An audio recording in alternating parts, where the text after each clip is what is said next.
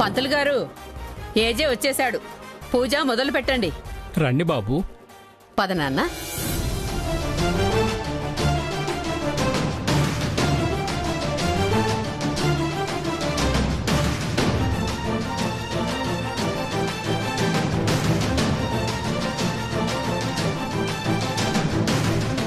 కూర్చో నాన్న.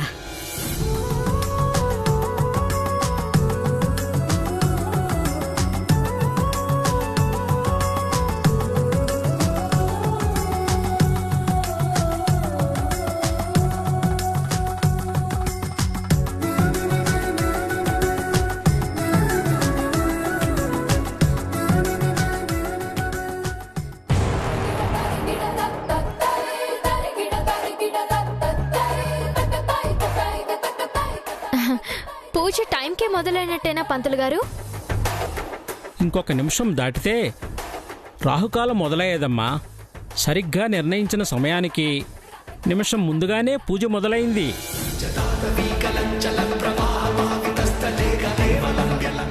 30 నిమిషాల్లో జరగంది 3 నిమిషాల్లో జరుగుతుందా? పంతులు గారు, ముహూర్తం క్యాన్సిల్. మీరు బయలుదేరండి.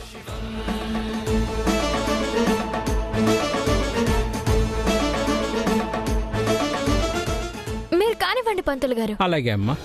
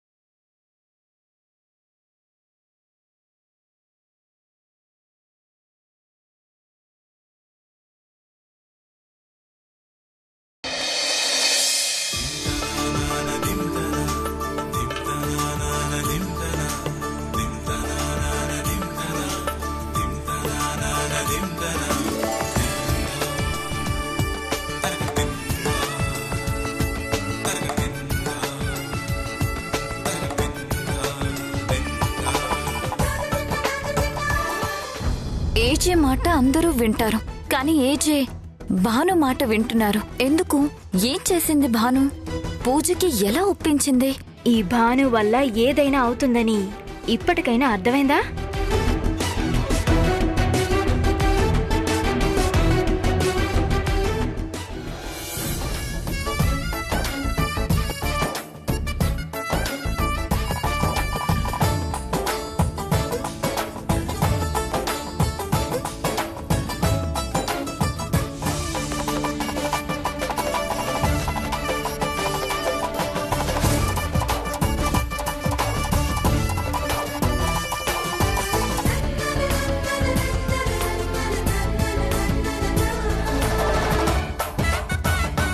అమ్మా, నవధాన్యాల్ని ఒక ఎర్రటి వస్త్రంలో మూటలా కట్టి ఉంచమన్నాను కదమ్మా.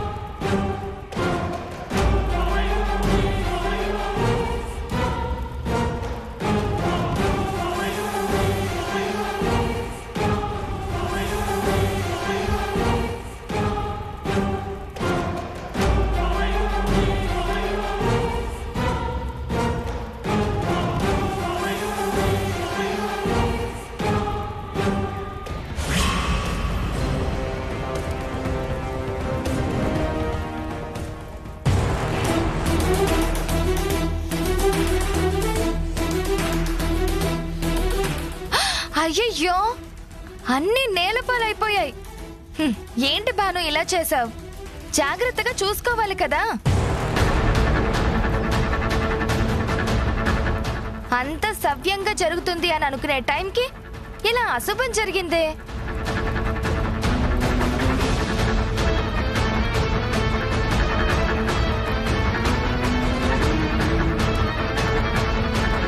పసుపు కుంకుమ నేలపాలైతే అపశకునం అంటారు. నిజమైన పంతులు గారు?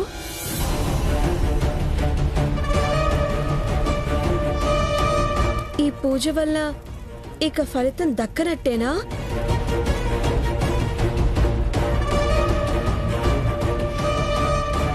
మా ఏజేకి ఇలా జరగడం వల్ల కీడేమీ జరగదు కదా.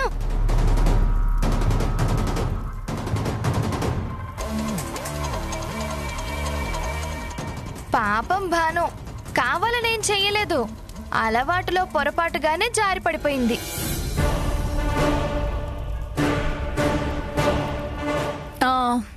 దీనికి ఏమైనా పరిహారం ఉందా పంతులు గారు? అమ్మా, మీరంత కంగారు పడి భయపడనక్కరలేదు. ఏదో అపశకనం గాని, కీడు గాని, అశుభం గాని ఏమీ లేవు.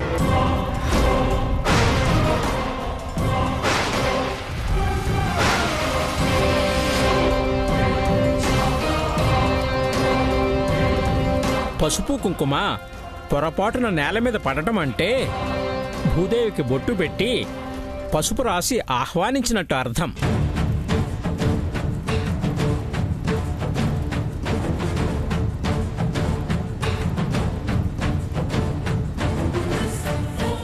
మనల్ని మోస్తున్న ఆ తల్లికి భక్తితో అర్చన చేసిన ఫలితం దక్కుతుంది.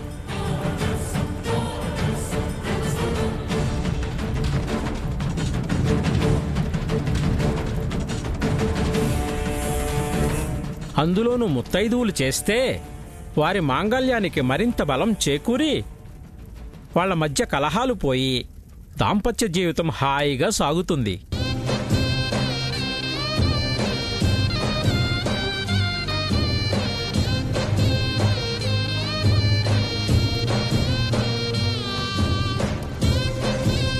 మనసులో ఎలాంటి సంకోచం లేకుండా భార్యాభర్తలు ఆ నవధాన్యాలని ఈ హోమంలో వేసి పుణ్యంతో పాటు విశేష ఫలితాలను అందుకోండి.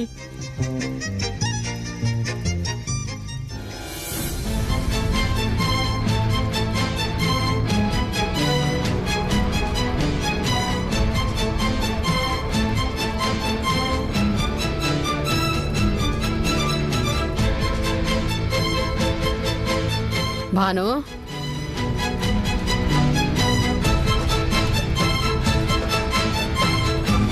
అమ్మా భాను, పంతులు గారు చెప్తున్నారుగా, నువ్వు ఏజే కలిసి ఆ నవధాన్యాలని అగ్నిహోత్రంలో వేయండి.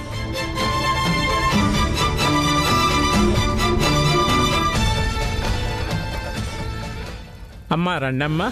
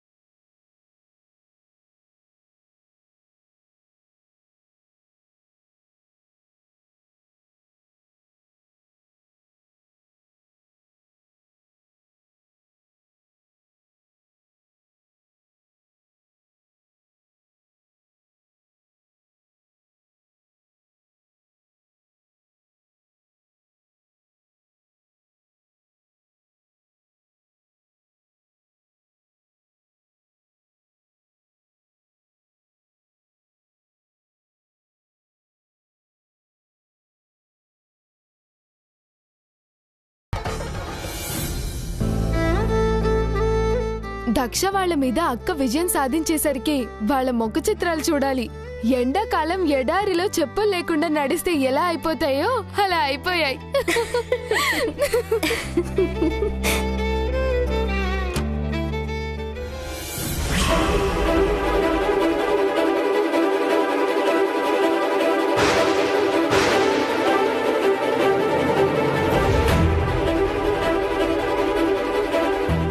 ఏమైందక్క? ఎందుకంత కంగారుగా ఉన్నావు? చెయ్యి జారడం వల్ల నా చేతిలోని కుంకుమ నేలపాలైందని అందరూ అనుకున్నారు. కానీ అది చెయ్యి జారడం వల్ల కాదు, మన గుప్పెట్లో దాచిన రహస్యం జారడం వల్ల.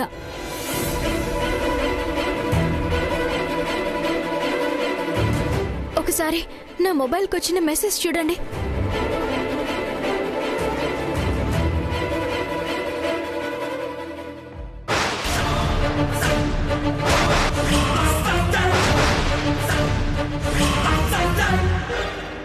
మంత్రాన్ని ఏం చేశారు? నేరం ఒప్పుకోకపోతే శిక్ష తప్పదు.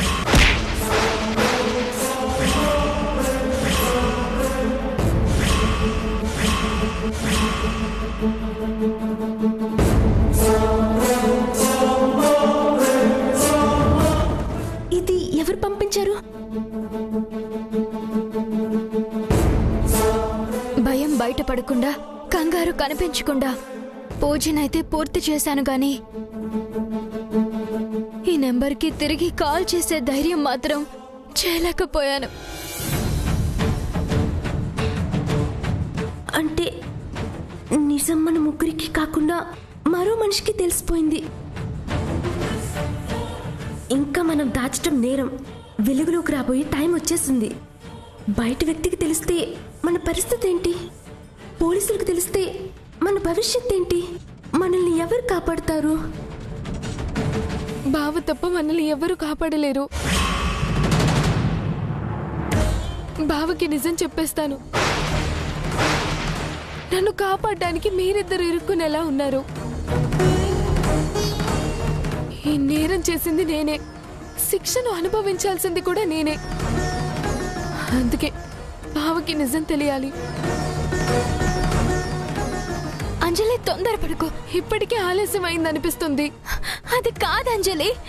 అక్క, ఈ టెన్షన్ భరించడం నా వల్ల కాదు. నిజాన్ని మోయడం కంటే నేరాన్ని మోయడం తేలికనిపిస్తుంది. నన్ను ఆపొద్దు అంజలి, ప్లీజ్. అంజలి, నిజం చెప్పడానికి నిమిషం చాలు, కానీ దాన్ని వెనక్కి తీసుకోవడానికి జన్మ కూడా సరిపోదు. ప్రశాంతంగా ఆలోచిద్దాం. రేపటి రోజున బావకి నిజం తెలిసినప్పుడు ముందే నాతో ఎందుకు చెప్పలేదని అడిగారంటే ఆ చూపులు మనం తట్టుకోలేం. అంజలి, ప్లీజ్ అంజలి. అంజలి, నాకు బంగారు భవిష్యత్తును ఇవ్వాలని ఆశీర్వదించిన చేతులు నన్ను కాపాడినా పర్వాలేదు, శిక్షించినా పర్వాలేదు. బావకి మాత్రం నిజం తెలియాలి. నన్ను ఆపొద్దు. అంజలి, ప్లీజ్ ఆగు.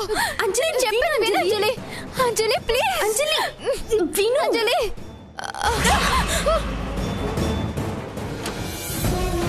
సింధు. అంజలి,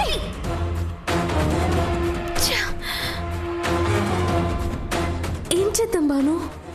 అదే అర్థం కావట్లేదు. ఈ విషయం తనతో చెప్పకపోయినా బాగుండేది. ఏజీ గారికి తెలిసిందంటే ఏమవుతుందో ఏమో.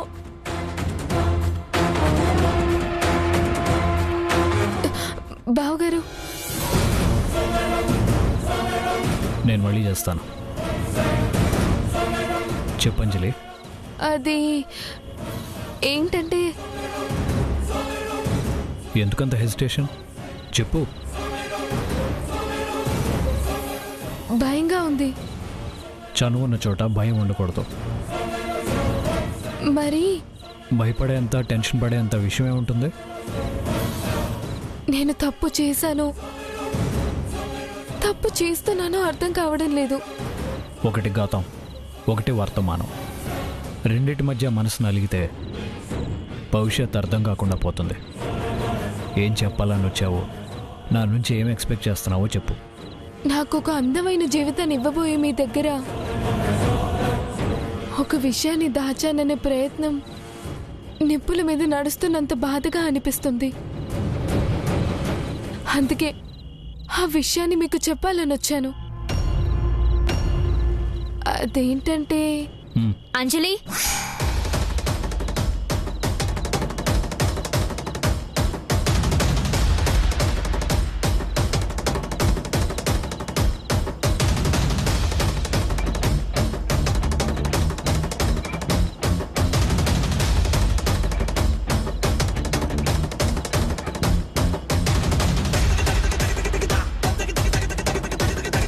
పద. ఆగు, తనేదో చెప్పాలని వచ్చింది, పూర్తి చేయకుండా తీసుకెళ్ళిపోతావేంటి? మీరు తెలుసుకునేంత గొప్ప విషయం కాదు. అవునో కాదో నేను విన్నాక తెలుస్తుంది. నువ్వు స్టేట్మెంట్ ఇస్తే ఎలా? నాకు నాకు తెలుసు కదా, అందుకే చెప్తున్నాను. అది ఏజే గారికి చెప్పాల్సిన విషయం కాదు అంజలి. అనవసరంగా ఆయన టైం వేస్ట్ చేయకు. పద వెళ్దాం. అది కాదక్క.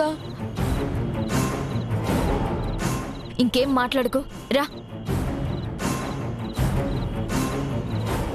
ఆగు,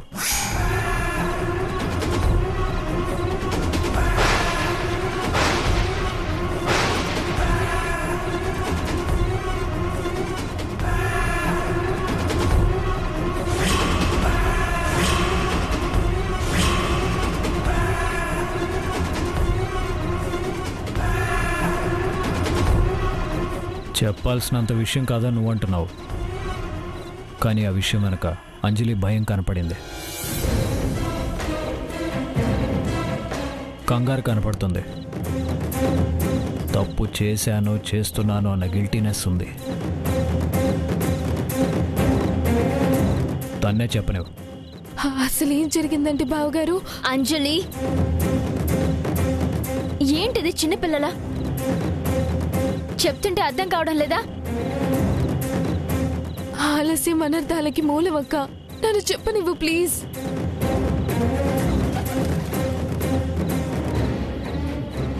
తన మాటలు నువ్వు పట్టించుకోకు, నువ్వు చెప్పంజలి. అదేంటంటే నేను చెప్తాను.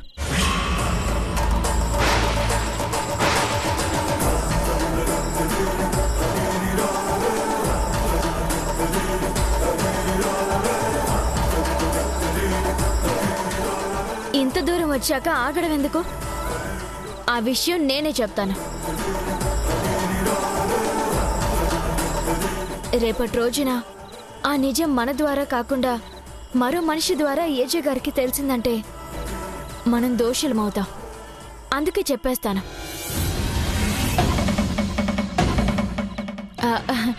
ఏం లేదండి, అంజలి జాబ్ చేస్తానంటుంది. పెళ్ళయ్యాక కూడా జాబ్ కంటిన్యూ చేసుకోవాలనుకుంటుంది. ఇలాంటి చిన్న చిన్న విషయాలు పెళ్ళైన తర్వాత పెద్దవవుతాయి. అందుకే ముందు జాగ్రత్తగా మీతో చెప్పాలని వచ్చింది. అక్క,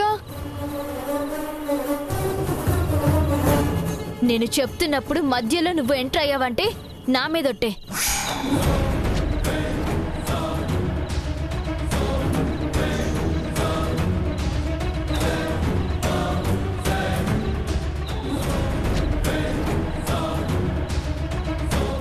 ఇది చెప్పాలనే క్షీరసాగర మదనలాగా మదన పడుతుంది. చాలా చిన్న విషయాన్ని పెద్ద విషయంగా ఊహించుకుని పెద్ద పెద్ద మాటలు మాట్లాడావు. Be cool. After marriage job చేయటంలో తప్పే ఉంది. డోంట్ వరీ, ఎంగేజ్మెంట్లో ఈ విషయం చెప్దాం.